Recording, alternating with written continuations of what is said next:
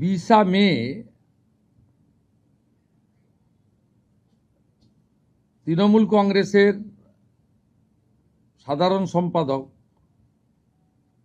তিনি একটা রেজুলেশনের কপি পাঠান 70 জনের এমএলএ সই করা।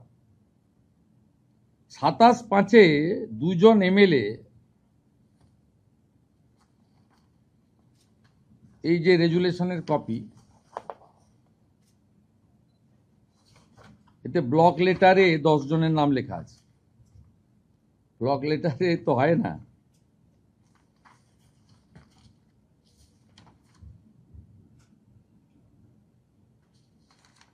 এখানে দুজন এমএলএ মাননীয় ঋতব্রত বন্দ্যোপাধ্যায় এবং সন্দীপন সাহা, তারা অভিযোগ করেন, বলে দিচ্ছি অভিযোগটা কি। 2 MLAs of AITC submitted a complaint to the Honorable Speaker alleging that no resolution was adopted with regard of selection of LOP on 6/5/2026. They had signed in the meeting resolution book on 19/5/2026. The complaint alleged that the resolution dated 6/5/2026 was manufactured and fabricated. The complaint mentioned that as many as 14 signatures were in block letters. টিএমসির দুজন এমএলএর অভিযোগের ভিত্তিতে স্পিকারের নির্দেশে principal secretary hair street থানায় একটি FIR করেন এবং হোম সেক্রেটারির নির্দেশে আমার অনুমোদনে পুলিশ মন্ত্রী হিসেবে এটাকে সিআইডিতে দিয়ে দেয়। সিআইডি 13 জন এমএলএকে ইনভেস্টিগেট করে with video photography and signature verification করার জন্য সরকারি লোককে সাথে নিয়ে বাহারুল ইসলাম এমএলএ ক্যানিং, চন্দ্রনাথ সিনহা এমএলএ বোলপুর, অরূপ রায় এমএলএ হাওড়া মধ্য, Tapas Maiti MLA Domjur, Nayana Banerjee MLA Chowringhee, Tapas Mondal MLA Raidighi, Subhashis Das MLA Maheshtala, Torab Hossain মণ্ডল এমএলএ কুমারগঞ্জ, দীনেন রয় এমএলএ খড়গপুর গ্রামীণ, Kunal Ghosh MLA Beleghata, Abdul Aziz MLA Lalgola, তসিফুর Rahman MLA Basirhat উত্তর, আব্দুল মতিন এমএলএ হাড়োয়া। এদের মধ্যে একজন এমএলএ এলাকায় না থাকার জন্য তার সঙ্গে মিট করতে পারেনি, সমর মুখার্জি রতুয়া। তিনি নেই, পরে তাকে সিআইডি কথাবার্তা বলবে ওনার টাইম মতো, উনি ফিল্ডে বা কোথাও কাজে গেছেন।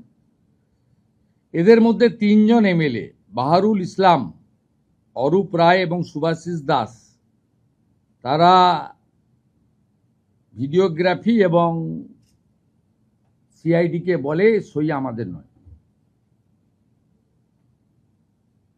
এর মধ্যে বাহারুল ইসলাম ক্যানিং পূর্ব, তিনি বলেন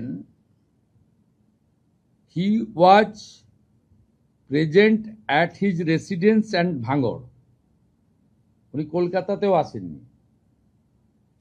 এদের যে হেরে যাওয়ার পরে চুরির অভ্যাস কাটেনি, যে স্ট্যাম্প ভেটারান চোর এরা,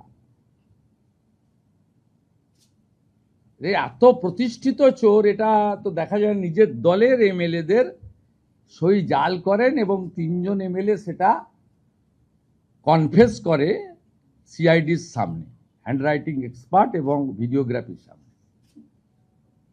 তারা কেন ফাঁসবেন? মালের দায়িত্ব আরোহীর, কেন ফাঁসবেন তারা বেচারীরা বলুন?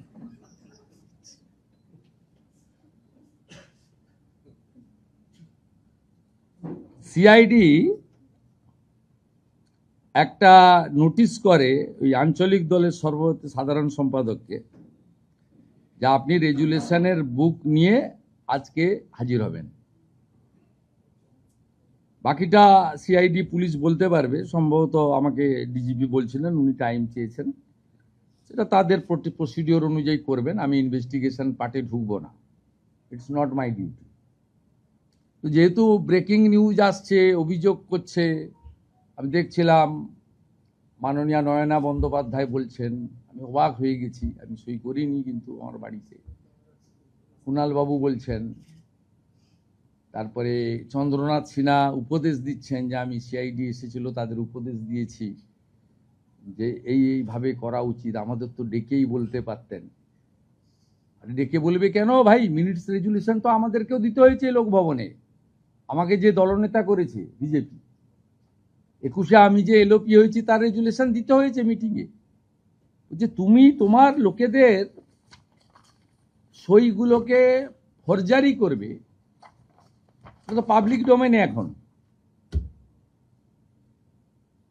এরা এত বড় করাপ্টেড। এবং আমি সিআইডিকে বলেছি ভারতীয় ন্যায় সংহিতাতে ফরজারিতে যা যা আছে অ্যাকশন আমরা নেব।